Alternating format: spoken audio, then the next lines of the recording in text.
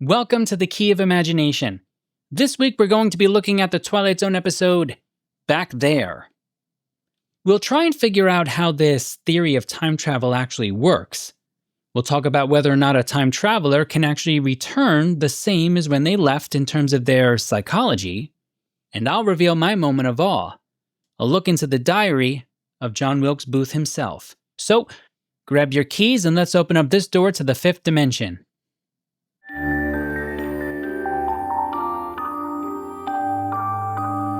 You unlock this door with the key of imagination. Peter Corrigan sits at a table to play cards with a few friends at a country club in Washington, D.C. The topic of conversation? If a person goes back in time, can they alter the future? On one side, we have Millard's argument that with the knowledge of history, a person can absolutely alter an event in a meaningful way and thus change the trajectory of history. On the other side, we have our man Corrigan. His argument is that history consists of fixed points in time, and thus are immovable. After a bit of back and forth between the two, Corrigan decides to bow out for the night, but not before William, one of the employees of this fancy club, spills a drink on him. A little wetter than he was, but no really worse off, Corrigan steps out of the building. But something odd happens.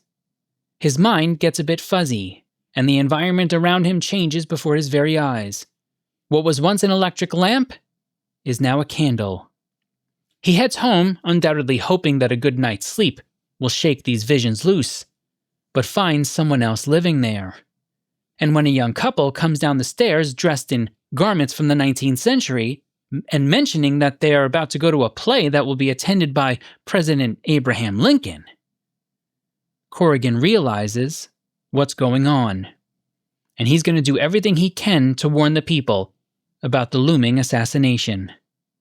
But his ravings only land him in a holding cell until a kind gentleman offers to take custody of him and help him find his rightful state of mind.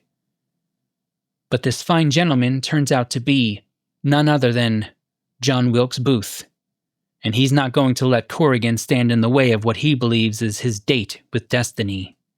So he poisons Corrigan and locks him away in his hotel room.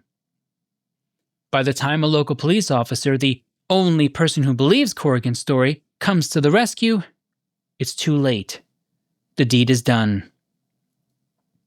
It's now back in the present day 1961, and there's a new face in the group of distinguished club members. William, the employee who previously spilled the drink on Corrigan, or rather, never spilled the drink. It turns out he was related to that young police officer who believed Corrigan back in 1865, and it catapulted the family into high society. So can you change the future by going into the past?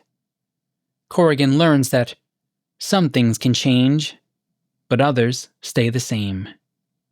Back There is directed by David Orrick McDearman. The teleplay is by Rod Serling. As for our cast, we've got our leading man, Peter Corrigan, played by none other than Russell Johnson, better known as the inventor of the coconut battery recharger. Oh wait, no, maybe he's better known as the professor from Gilligan's Island. Yeah, that's right. John Lassell is our dastardly John Wilkes Booth, Raymond Bailey plays Millard, Bartlett Robinson is William, the butler, and the lieutenant officer who believes Corrigan is played by James Lydon. The episode first aired on January 13th, 1961. As for our tidbits, I do have one that offers us an interesting question at the end.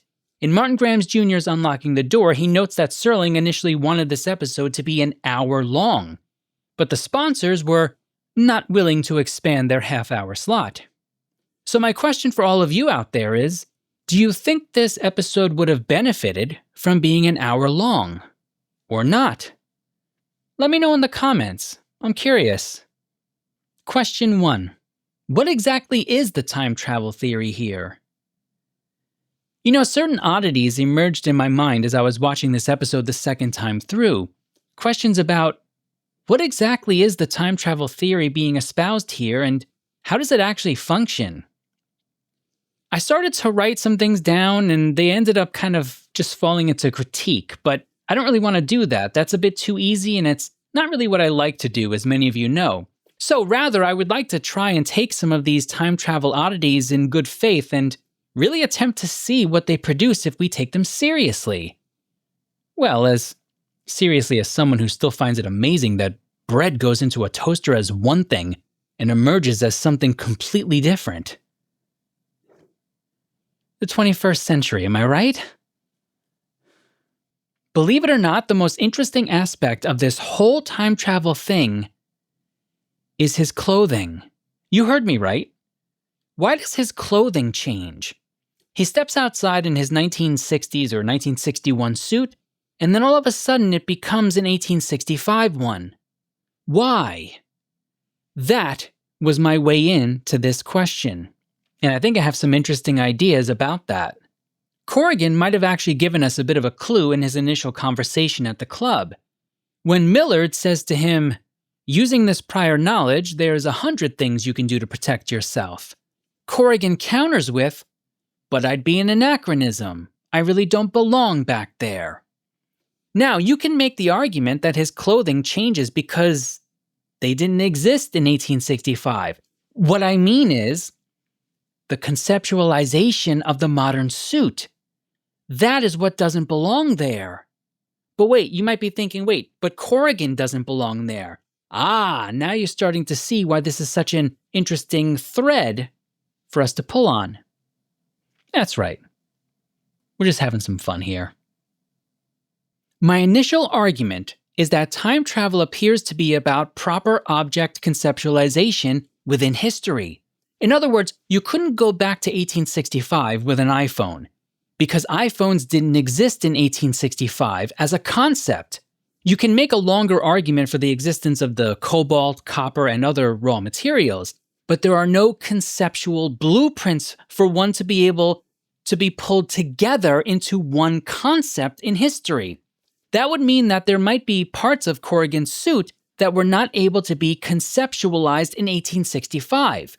In fact, according to Victoria and Albert Museum, which is, I believe, a conglomerate, of multiple museums of creativity, the 1960s fell in love with new man-made materials, with young designers keen to find new angles on established forms. They exploited the potential of modern plastics and synthetic fibers, perspex, PVC, polyester, acrylic, nylon, rayon, spandex, etc., to create easy care outfits that were eye-catching and fun. Now, if there was even a part of Corrigan's suit that contained even one of these newer materials, it would in essence destroy the suit as a concept, which is why it does not carry over with him to the past. Meanwhile, of course, there were humans conceptually in the past, so he's able to stay largely intact. Largely. Remember, he gets a pretty nasty headache at the beginning. Let's talk about that for a second. What if the headache is because Corrigan's brain is attempting to conceptualize itself within the past? There's another odd moment that happens here. Corrigan starts to mumble about going home, so he goes to his old apartment, and rather than make a fuss about how it's completely different, or even that there are other people living there now, he just sort of starts to walk upstairs, as if that's the right thing to do. His brain is trying to conceptualize who he is within this structure of time. And at this point, I guess he's simply just Corrigan, the man who occupies this space at this time. But he can't quite shake off who he really is in the future, which is what is causing him all of this trouble. Okay, stay with me. I think we're getting somewhere now. What about John Wilkes Booth's hanky? Conceptually, all of the parts of the hanky exist in the future and can be reassembled in 1961. So that just leaves us with William now to think about. And of course, all of the parts of William are perfectly available in 1961 to be reconceptualized as well as this new millionaire. So there's no real problem with his new position either. So what exactly is this time travel theory? It seems to me to be about whether or not the concept of an object can be reestablished, re-put together into a whole in different points of history. And that would mean that traveling into the past is greatly different than traveling into the future. It means that moving into the future seems easier to do in this world than traveling into the past. Pretty neat. Question 2. Do you think if we traveled back in time, we could ever actually return, psychologically, the same as when we left? Toward the end of the episode, after Corrigan returns from his trip through time, when he's trying to explain that some things can be changed in the past and some things cannot, he places his hand on his head to indicate that he's kind of still experiencing these disorienting effects and the headaches from the journey. But it seems to be more than just a physical problem. We also get a sense that he's struggling to process what to do with the information. We can hear it in his tone of voice even. In fact, this episode leaves us in quite an interesting predicament psychologically. Let's break this down a bit, and I think you'll see why it might not be as straightforward as it seems on the surface. Let's backtrack for just a minute. We should recall that the initial premise of the episode is that two men are arguing over whether or not a time traveler can go into the past, do something, and thus change the future. We have one person saying yes, another person saying no. This is a fairly common binary approach to the conversation. And we've got films like Back to the Future and even the more recent Marvel Cinematic Universe film Endgame that talk about this same topic but to different ends. In fact, I'm not so sure there are that many examples of movies or television shows that take the stance that this Twilight Zone episode does, which makes it really interesting. That being, you can change some things, but not everything. Joe, if you start talking about multiverse gobbledygook, I swear, I'm gonna go back in time and not click on this video. Okay, no multiverse gobbledygook. We're gonna play this one rhetorically straight. But you know what? Maybe you were always meant to click on this video, and you can't stop yourself. You know, I've never had a good evil laugh. And I still don't, and I probably never will. Okay, enough of Evil Joe. Here's what I think is so interesting about this stance on time travel. We tend to find comfort in our binaries. Either we can do something or we can't. It makes organizing our lives and energy a lot easier. Let's say Corrigan was wrong at the beginning, and the answer is you can change anything from the past. There's actually a mixture of some comfort and danger there. You can simply decide whether or not you wish to do so. But then you also become responsible for every decision. Now the other side, let's say Corrigan was right. You can't change the past. There's comfort there as well because you now know that there's no point in wasting your physical, psychological, or emotional energy on the idea. You can simply move forward with your life. But consider the actual stance of this episode. You can change some things, but not others. Think about what that actually entails. You would have to spend a lot of energy trying to change things only to find out that maybe the one thing, the one item that you truly wish you could change can't be altered. But you can alter something that is parallel to it.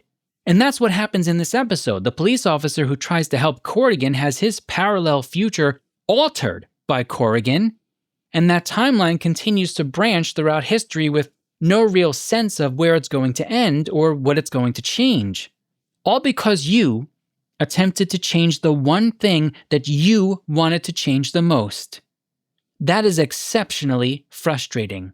And you would have to live with that knowledge that, for whatever cosmic reason, you've been denied this request, denied the ability to change what you most wish to alter. And that leads to a great psychological problem. The whys. Why can't I change this? Why can't I change that? What is governing the choices behind what can and cannot be altered? Am I being singled out or punished? The questions would go on forever. And what will eventually rise out of the questions? Most likely there would be at least a couple of years when you feel like if you can't change what you want to change, then you're going to change what you can in order to spite whatever cosmic order is denying you what you want to do. In other words, you're going to attempt to burn the whole thing down. Okay, we should probably never allow Joe access to a time machine. Relax, okay? That would probably just be a phase. I think eventually the person or me would settle into a complete release of all time travel and a realization that time travel and attempting to change the past is likely not worth it, even for the things that we care about the most.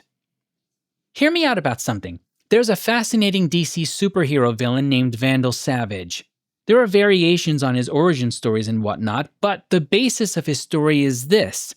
He's essentially an immortal figure who has lived for so many years that he has acquired great knowledge and skills.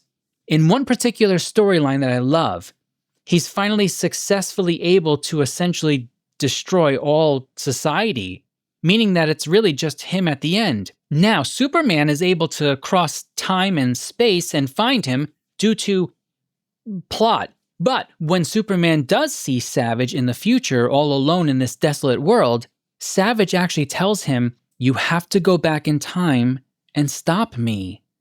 It takes Savage the destruction of society and the collapse of all time to finally figure out that there's nothing beyond that victory that he thinks he wants. There's only loneliness and the realization that his victory is ultimately his greatest defeat. I think there is something for us to think about in this story. Eventually, you would realize that trying to comb through what can and can't be changed would leave you realizing that time and life must be left alone. It must be left to flow as it sees fit. Question 3. What are your moments of awe? My moment of awe comes out of a thought that I have sometimes about time travel and stories like this. And this is a bit of a dark one, so buckle up. In the episode, you have the example of John Wilkes Booth, the actor and man who assassinated President Lincoln. You know, I used a famous quotation from Booth for the opening of my dissertation, and I want to read you a portion of it now. "God, try and forgive me, and bless my mother. I do not repent the blow I struck. I may before God, but not to man. I think I have done well, though I am abandoned, with the curse of Cain upon me. When if the world knew my heart, that one blow would have made me great, though I did desire no greatness." Those words are dated April 21st, 1865, just a week after he killed President Lincoln.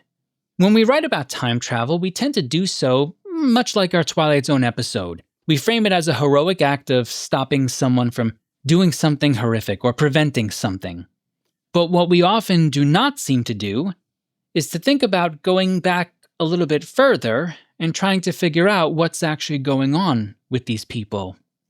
You think about Booth's language here. "I may repent before God, but not to man. If the world knew my heart, they would think me great." So he says here that he's not interested in greatness, and actually there's a part of me that does believe him. Embedded within these words is a yearning for something grand, however, something that I believe troubles a lot of people today. This simultaneous yearning for meaningful engagement mixed in with a inability to somehow express authentically this person's state of loneliness. We go on platforms like YouTube, TikTok, Facebook, whatever, and we scream into the void of people hoping for someone to say back to us, "I hear you, friend, and I can see why this is important to you." There's a part of me that wonders if we could go back in time, rather than creating some action-packed, drama-filled story of stopping Booth at the last second, if we could instead talk to him on a random Sunday, offer him a cup of coffee and just some time with us. Would it make a difference? Can we put our hand on someone's shoulder today and say, "Hey, I hear you, friend"? Granted, it wouldn't make for nearly as exciting of an episode or TikTok, but then again, and maybe I'm showing my bias here, I very much prefer a boring Sunday where virtually nothing exciting happens. In fact, and I think my American colleagues will agree, I think we could all use a few boring Sundays these days. As for my rating, I'm going to give this a middle-lower tier. Again, one of my main criteria for a Twilight Zone episode staying out of the lower tier is whether or not it at least successfully fulfills its own premise. And I do think that this episode does that. Do I love it? Nah, not really. I think having read the fact that Serling wanted this to be an hour-long episode does explain a bit why at times it feels a bit compressed and a little jumpy. But the premise itself is interesting and the acting is okay. Plus, it's another example of an episode that I actually enjoyed more after having written about it. So, I don't hate it. I really don't. Next time, we'll be taking a look at The Whole Truth, and here are your questions to consider when watching the episode. Question 1. Is there a particular slant to the kind of truth that must be told when it comes to the car? Question 2. What is Serling's overall point here with this episode? And question 3. What are your moments of awe? Quick announcement this week. Serling Fest was great as usual, so I want to thank the Rod Serling Memorial Foundation for all the hard work that they do. I got to see an interview with Serling that I had never seen before, which is always really fun.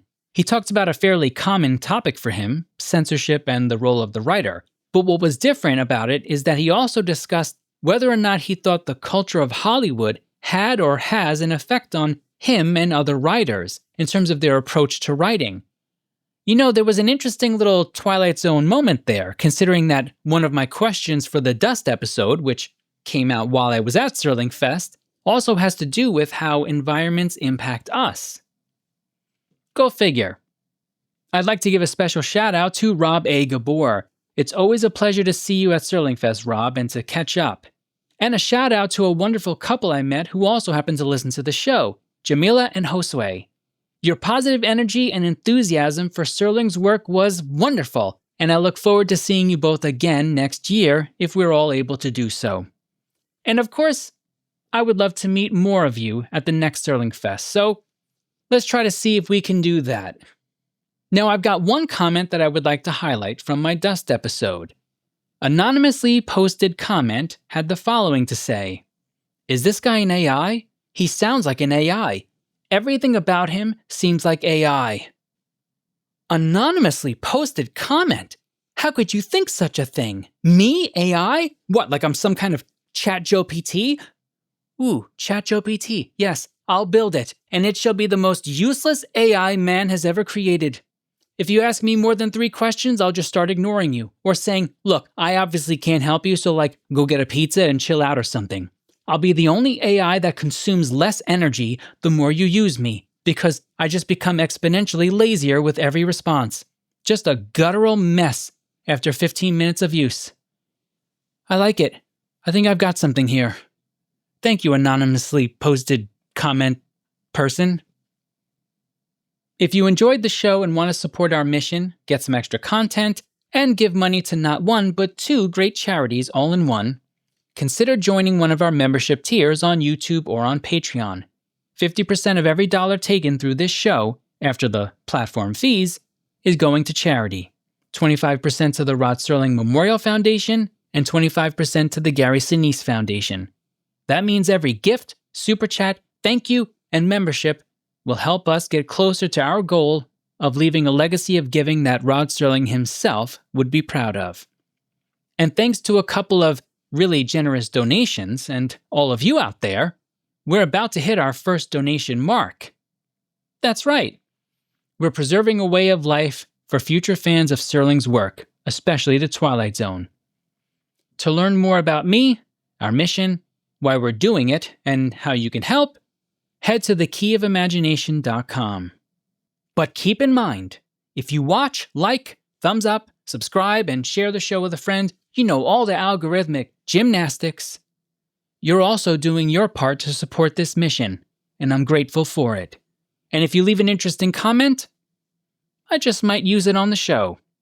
That being said, even if you hate it, every non-AI generated minute of this, I'm still going to thank you for spending some time with me. Until next time, remember, all doors are open to those who possess the key of imagination.